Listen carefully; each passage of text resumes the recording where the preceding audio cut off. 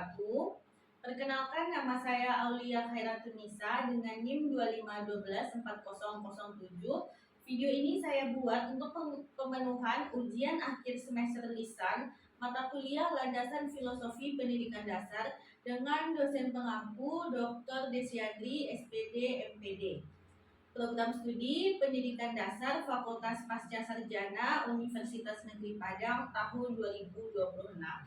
Baiklah, berdasarkan file soal yang telah terlampir, saya akan menjawab dua soal, yaitu soal nomor 1 dan soal nomor 3. Untuk soal nomor 1, bagaimana epistemologi konstruktivisme dalam filsafat ilmu mempengaruhi desain pembelajaran di sekolah dasar dan apa implikasinya terhadap peran guru dan siswa.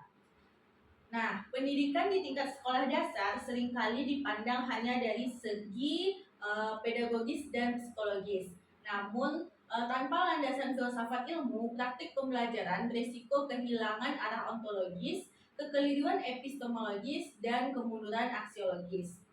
Epistemologi konstruktivisme berpandangan bahwa pengetahuan bukanlah tiruan realitas objektif, melainkan konstruksi aktif subjek berdasarkan skema kognitif dan pengalaman interaksional.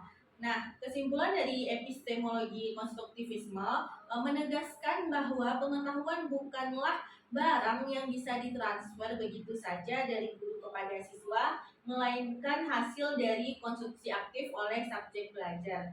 Nah, dampaknya pada desain pembelajaran yaitu saat ini kurikulum tidak lagi linear atau bersifat input-output, tetapi spiral dan berbasis pengalaman atau experiential learning. Materi diajarkan dari konkret ke abstrak.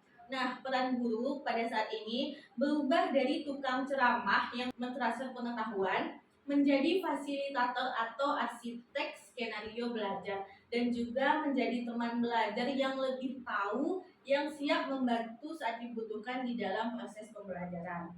Nah, peran siswa pada saat ini yaitu menjadi subjek aktif yang menguji hipotesis pribadi, berdiskusi, merefleksikan pemahaman mereka di sekolah dasar.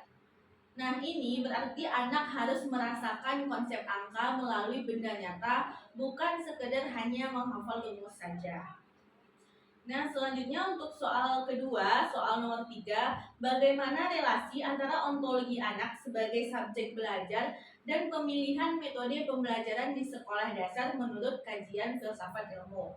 Menurut kajian filsafat ilmu, relasi antara ontologi anak sebagai subjek belajar dan pemilihan metode pembelajaran di sekolah dasar bersifat determinatif, di mana hakikat keberadaan anak yang konkret, holistik, dan aktif secara inheren menuntut strategi pengajaran yang selaras dengan karakteristik tersebut.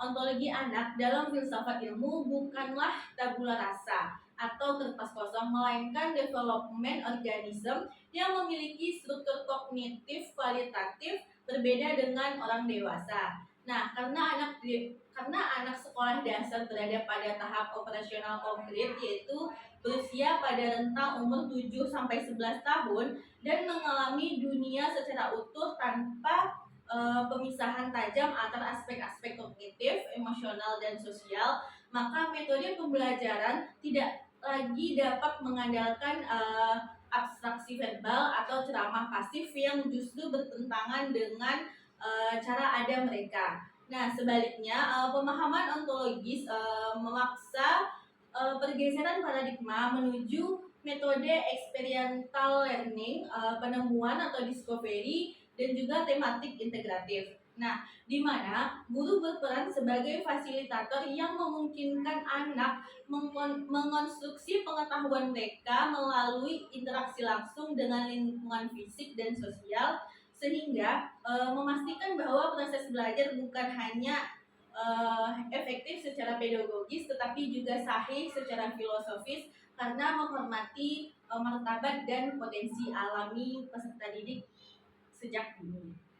Baik, sekian jawaban dari saya. Apabila ada kesalahan, saya mohon maaf. Saya akhiri. Assalamualaikum warahmatullahi wabarakatuh. Terima kasih. I just had to let you know you're